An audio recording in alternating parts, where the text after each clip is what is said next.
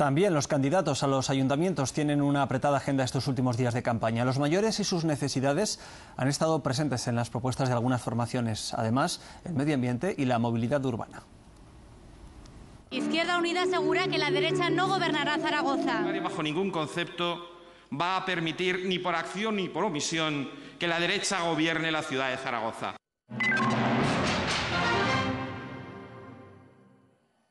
El partido aragonés critica a Juan Alberto Belloc por crear una concejalía del mayor en Zaragoza. Asegura su eficacia ha sido nula por no disponer de presupuesto. El hecho de que una institución demandara esta concejalía ignorando que ya existía es, según los aragonesistas, la prueba del fracaso de PSOE-Chunta en materia social. Desde Chunta Aragonesista se dijo que se doblaría el gasto social. No se ha llegado ni a una subida de un 13%, por lo tanto nos parece que estamos muy lejos de conseguir los objetivos que se debe de marcar una sociedad del bienestar en relación con sus mayores.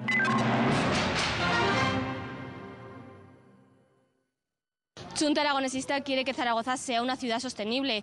Por ello quieren poner en marcha una serie de medidas que cuenten con la participación ciudadana. Son ideas que promueven las energías renovables y alternativas. Entre otros aspectos, apuestan por crear una red de espacios naturales o favorecer el transporte sostenible.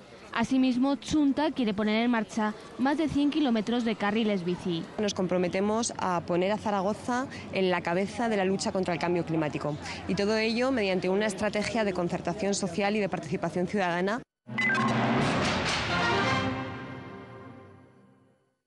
En Teruel, el candidato popular a la alcaldía ha visitado esta residencia de mayores. Aquí Manuel Blasco se ha comprometido a ampliar el centro de día del barrio del Ensanche y a construir uno nuevo en San León. Según el candidato municipal, el centro de día del Ensanche está colapsado, por lo que es urgente, dice, una ampliación. Se ha pactado por parte de todos los partidos con la dirección de ese centro una ampliación que el Partido Socialista llegó a anunciar su licitación y nunca se hizo, y entonces es imprescindible. Pero al final, bueno, pues Teruel ha ido creciendo en habitantes, en necesidades, y ahora, bueno, pues está claro que hay que hacer dos más. Uno en el centro social que hicimos del Arrabal, que está terminado, pero no en funcionamiento, y un nuevo centro de mayores con centro de día en el barrio de San León. Además, Manuel Blasco ha puesto en duda los mecanismos del Gobierno de Aragón para poner en marcha la ley de dependencia. Nos ha llegado la alarmante información de que la baremación de los pacientes con dependencia, con gran dependencia, el propio Gobierno de Aragón la va a centrar con prioridad en sus propias instalaciones, no dando acceso a las familias, por lo menos en este año en el que estamos. Eso nosotros lo veríamos de una gravedad extrema, porque sería que el IAS se autofinancia con la ley de dependencia.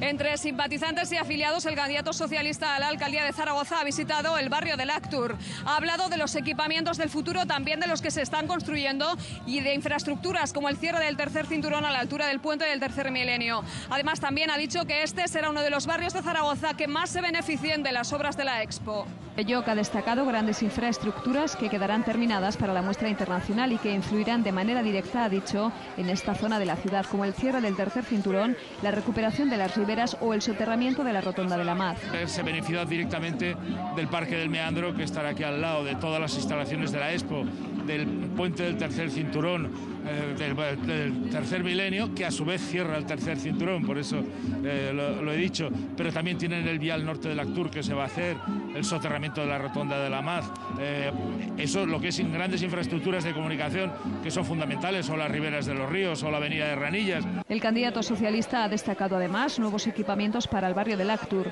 Ha citado el nuevo centro deportivo siglo XXI, que está prácticamente finalizado, pero también ha hablado de otras obras que están previstas para llevar a cabo en los próximos años, pese a los problemas de espacio con los que asegura se han encontrado.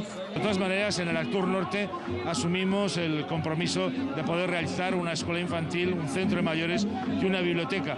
Y vamos a impulsar algo que para el barrio es muy importante, que es el centro de especialidades médicas, además del centro de salud del Goya II, que eso tiene, insisto, menos dificultades de promoción. Yo destacaría esos aspectos.